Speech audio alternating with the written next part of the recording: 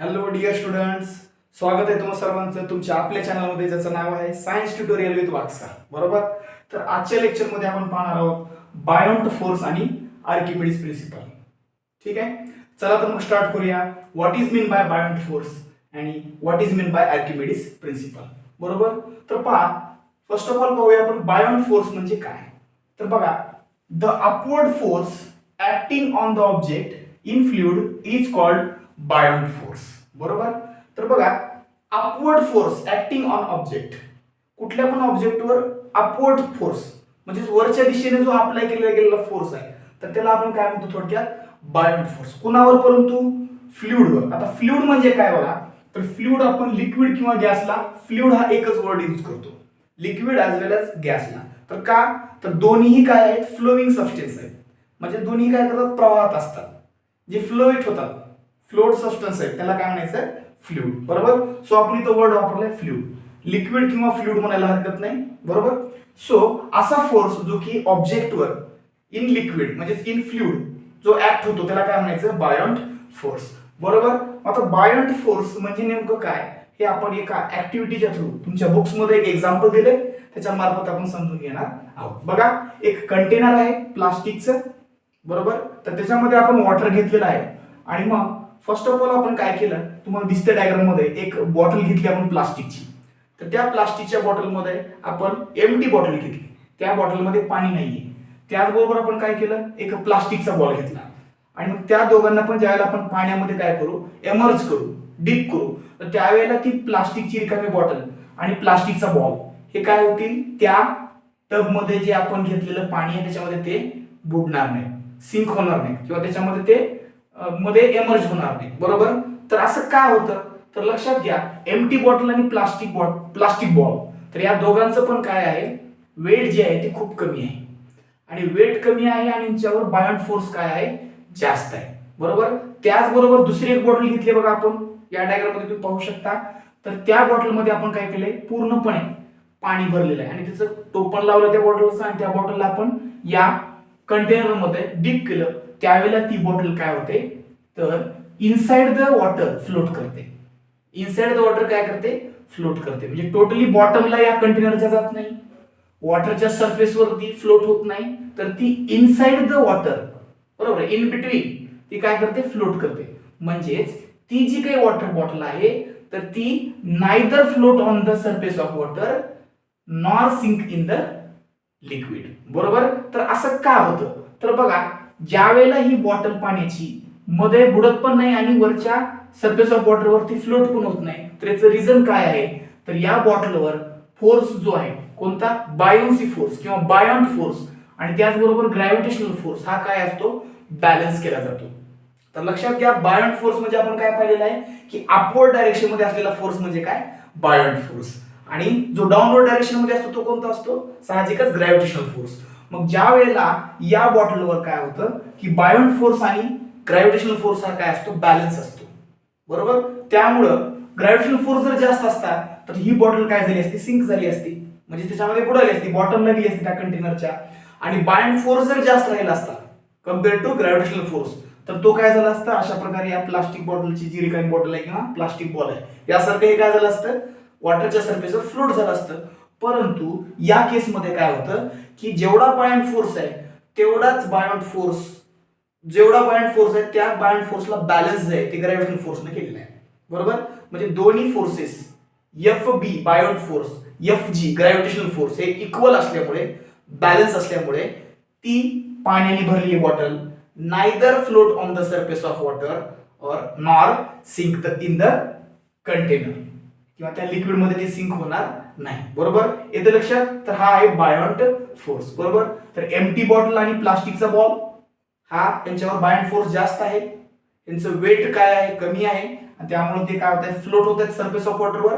आणि ही जी पाण्याने भरलेली बॉटल आहे यावर बायोंट फोर्स ऍज वेल ऍज ग्रॅव्हिटेशनल फोर्स हा काय आहे, बॅलन्स आहे. बायोंट फोर्स अपवर्ड डायरेक्शन मध्ये आणि ग्रॅव्हिटेशनल फोर्स डाऊनवर्ड डायरेक्शन मध्ये हे बॅलन्स असल्यामुळं तो सिंक पण होत नाही, म्हणजे त्या कंटेनर मध्ये जे लिक्विड घेतले आपण वॉटर त्याच्यामध्ये तो पूर्णपणे बुडत नाही आणि फ्लोट सुद्धा होत नाही. तर inside the water, inside the fluid हा काय करतोय, फ्लोट होतोय. येते लक्षात.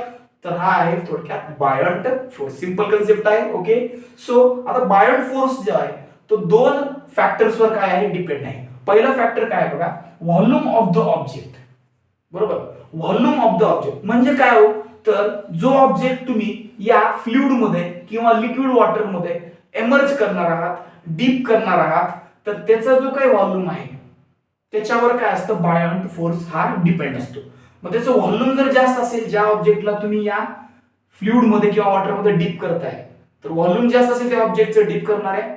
बरोबर, तर त्यावेळेला त्याच्यावर बायंट फोर्स हा जास्त असतो.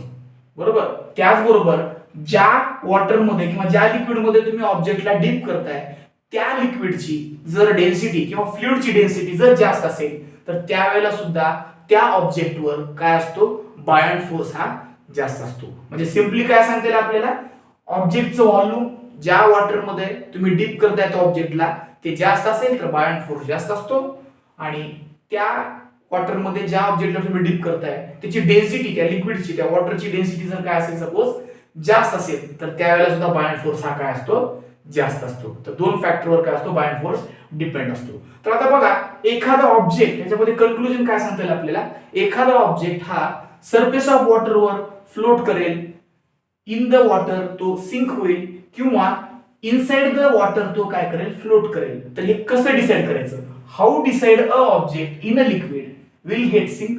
एखाद्या लिक्विड मध्ये ऑब्जेक्टला आपण डीप केलं, एमर्ज केलं, तर तो वॉटर मध्ये किंवा त्या लिक्विड मध्ये सिंक होईल का, फ्लोट होईल सरफेस ऑफ वॉटरवर, or float inside the liquid, त्या लिक्विडच्या इनसाइड, जसे ही बॉटल मध्ये काय करते, फ्लोट करते. तर हे कसं ठरवणार आपण, तर बघा, पहिली कंडिशन आहे, the object floats if buoyant force is larger than its weight.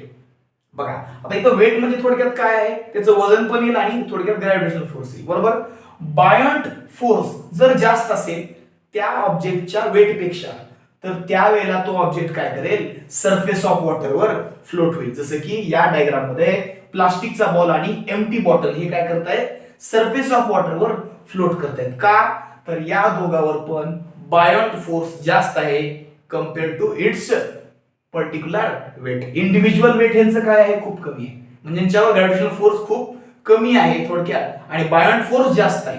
Buoyant force जास्त असेल ग्रॅव्हिटेशनल फोर्स पेक्षा, तर तो काय करेल, तो ऑब्जेक्ट त्या वॉटरच्या सरफेसवर फ्लोट करेल. सेकंड कंडिशन ह्याच्या opposite, the object sinks if the buoyant force is smaller than its weight.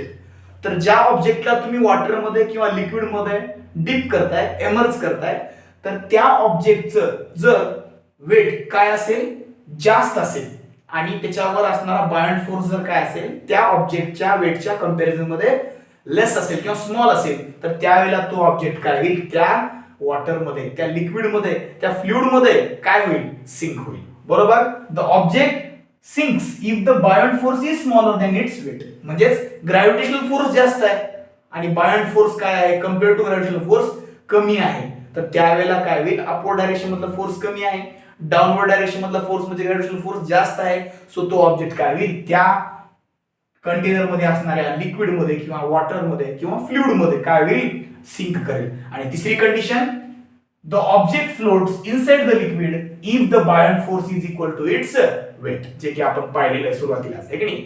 तर असा ऑब्जेक्ट जो की वॉटर मध्ये किंवा लिक्विड मध्ये किंवा फ्लुइड मध्ये आपण त्यावेळेला, ज्या वेळेला त्याला आपण डीप करतो त्यावेळेला त्याच्यावरचा बायंट फोर्स म्हणजे अपवर्ड डायरेक्शन मध्ये असणारा फोर्स आणि ग्रॅव्हिटेशनल फोर्स जो की डाऊनवर्ड डायरेक्शन मध्ये असतो, ते दोन्ही फोर्स जर काय असतील, इक्वल असतील, तर म्हणल्याप्रमाणे सुरुवातीला तो त्या ठिकाणी फ्लोट ही होणार नाही सरफेस ऑफ द वॉटरवर, आणि सिंक ही होणार नाही किंवा बॉटमला जाणार नाही त्या कंटेनरच्या. तो काय करेल, इन बिटवीन देम, म्हणजेच काय, इनसाइड द लिक्विड किंवा फ्लुइड तो काय करेल, फ्लोट करेल. म्हणजेच तो जो काही ऑब्जेक्ट आहे तो neither be float on the surface of water nor be sink in the water. So ही झाली तिसरी कंडिशन. येते लक्षात, खूप सोपा कन्सेप्ट होता बघा, बायंट फोर्स आपण पाहिला, येते लक्षात. सो नेक्स्ट पाहूया आपण आता आर्किमिडीज प्रिन्सिपल. तर बघा, आर्किमिडीज प्रिन्सिपल काय आहे, तर बघा, एक आपण त्या ठिकाणी एक कंटेनर घेतलेलं आहे, त्या कंटेनर मध्ये आपण एक स्ट्रिंग, एका थ्रेडला काय केलं, स्टोन बांधला, आणि तो in the presence of air, याच्यामध्ये आपण पहिल्या डायग्राम मध्ये वॉटर घेतलेलं नाही, तर इन द एअर किंवा in the presence of air आपण काय केलं, त्या थ्रेडच्या मदतीनं with the help of thread त्या स्टोनला काय केलं आपण मध्ये डीप केलं या कंटेनर मध्ये. आणि मग त्याच्यानंतर काय केलं, मार्किंग करून घेतली, हा कुठपर्यंत मध्ये गेला होता एवढं त्याचं आपण काय केलं, मेजरमेंट करून घेतलं, लेंथ किती आहे ती पाहिली. आणि मग ज्या वेळेला आपण याच्यामध्ये या कंटेनर मध्ये आपण काय केलं, सेम कंटेनर मध्ये वॉटर ऍड केलं. बरोबर, वॉटर बऱ्यापैकी या कंटेनर मध्ये काय केलं आपण ऍड केलं. आणि मग त्यावेळेला असं लक्षात आलं की तो जो काही थ्रेडला आपण बांधला होता स्टोन, त्या स्टोनचा जो थ्रेडची जी काही मार्किंग होती ती मार्किंग पुन्हा आपण मॅच केली तर काय झालं, ती कमी झाली. म्हणजे त्याचं डिस्टन्स काय झालं किंवा थोडक्यात लेंथ काय झाली, रिड्यूस झाली. बरोबर, तर असं का झालं, तर बघा त्याचा आर्किमिडीजचा प्रिन्सिपल आपल्याला काय सांगतो, तर बघा when an object is partially or fully immersed in a fluid a force of buoyancy acts on it in the upward direction. बघा तर इथं सुद्धा काय बायोंट फोर्सचा रिलेशन आहे. बघा ज्या वेळेला तुम्ही ऑब्जेक्टला काय कराल, त्या एखाद्या कंटेनर मध्ये पार्शियली किंवा फुल्ली इमर्ज कराल, म्हणजे थोड्या प्रमाणामध्ये किंवा पूर्णपणे त्याला काय कराल, इमर्ज कराल त्या ऑब्जेक्टला. बरोबर, तर तो ऑब्जेक्ट ज्या वेळेला फ्लुइड मध्ये तुम्ही पार्शियली किंवा फुल्ली इमर्ज कराल त्यावेळेला त्या वॉटर मध्ये असणारा, त्या लिक्विड मध्ये, त्या फ्लुइड मध्ये असणारा बायोन्सी फोर्स, बायोंट फोर्स काय असेल, जास्त असेल. म्हणजे तो बायोन्स फोर्स काय होईल, त्या ऑब्जेक्टवर ऍक्ट होईल. आणि तो ऍक्ट झाल्यावर काय होईल, तो बायोन्सी फोर्स म्हणजे this force buoyant force is equal to the weight of the fluid displaced by the object.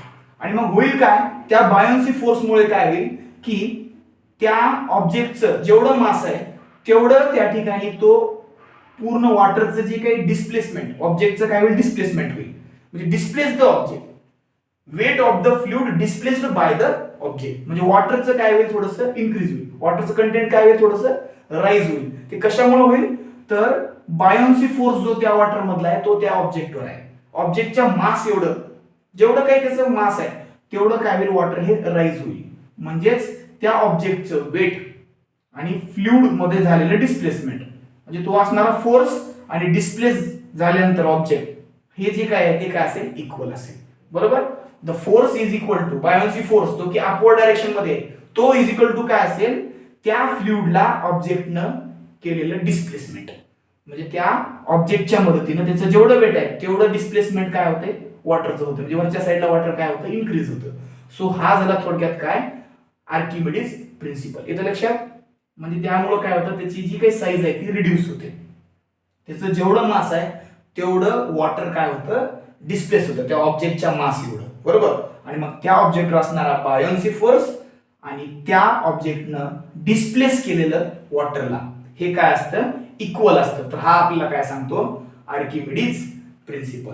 येते लक्षात. तर ते इक्वल राहतं, त्याच्यावरचा बायोन्सी फोर्स आणि त्या ऑब्जेक्टनं त्या वॉटरला केलेलं डिस्प्लेसमेंट. बरोबर, किती, त्या ऑब्जेक्टचं जेवढं मास आहे तेवढं डिस्प्लेसमेंट त्या ठिकाणी वॉटरचं होतं आणि वरच्या साईडला काय होतं, वॉटर राईज होतं. बरोबर, तर हे आहे आर्किमिडीज प्रिन्सिपल. आणि मग युजेस काय आहेत बघा, तर आर्किमिडीज प्रिन्सिपल कुठे यूज केलं जातं, तर कन्स्ट्रक्शन ऑफ शिप्स अँड सबमराइन्स. तर पाणबुड्या असतील किंवा शिप्स असतील, जहाज, तर ते बनवत असताना या आर्किमिडीज प्रिन्सिपलचा यूज करून काय केलं जातं, ते जहाज किंवा सबमराइन्स, शिप्स किंवा सबमराइन्स काय केले जातात, बनवले जातात. त्याचबरोबर इट इज युज्ड इन लॅक्टोमीटर, हायग्रोमीटर. तर लॅक्टोमीटर म्हणजेच काय, तर मिल्कची जी प्युरिटी आहे तर ती मोजण्यासाठी सुद्धा आर्किमिडीज प्रिन्सिपल यूज केला जातो. आणि त्याचबरोबर हायग्रोमीटर म्हणजेच काय, जे आपल्या ऍटमॉस्फिअर मध्ये, एअर मध्ये जी ह्युमिडिटी असते, आर्द्रता, तर ती सुद्धा मेजर करण्यासाठी आपण या प्रकारच्या आर्किमिडीज प्रिन्सिपलचा यूज करतो. बरोबर, येतं लक्षात. तर बघा आजच्या लेक्चरसाठी एवढंच. आणि मग उद्याच्या लेक्चरमध्ये आपण याचा पुढचा पार्ट जो काय आहे तो आपण पाहणार आहोत. बरोबर, व्हिडिओ जर आवडला असेल, आय होप तुम्हाला व्हिडिओ आवडला असेल, तर लाईक करा आणि तुमच्या फ्रेंड्सला शेअर करा. बरोबर, आजच्यासाठी एवढंच. Thank you very much.